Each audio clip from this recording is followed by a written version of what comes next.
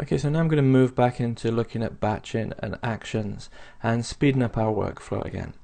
So one thing I'm going to do now, I'm just going to show you another action. It's a very simple action. It just flattens down an image, but it's useful to actually run through a whole load of images without actually having to touch your mouse. You can just use keyboard shortcuts. I'm just going to show you this. So this is an underexposed image. I'm simply going to hit F2 just so I can bring up a layer so I can create this action, because the action is actually going to flatten these two down. So I'm simply going to click here and I'm going to go for, this one's going to be called flatten, and we're going to make this one F4, and we're going to hit record, and it's very simple. It's layer, flatten image. It's just off the bottom of the screen here, flatten image. That flattens it down. I'm going to hit stop.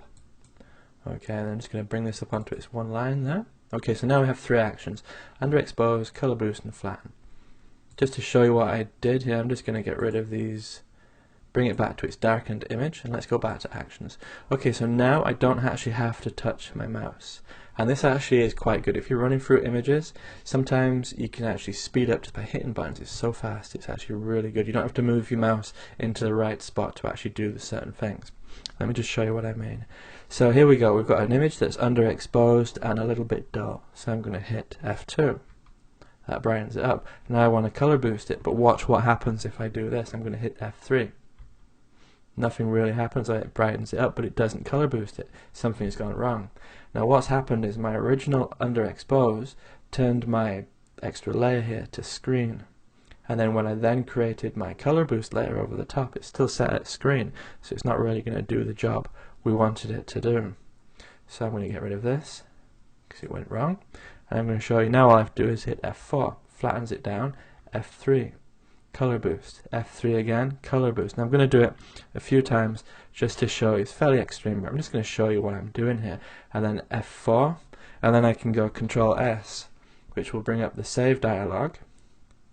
It's actually saved it there, and then I can go Control W, and it's gone. So fast, I can just bring up an image and I can do the work for it, and I can go through and I can bring up another image and do exactly the same. And because I've got those actions there, I can actually work way faster than clicking around on the actual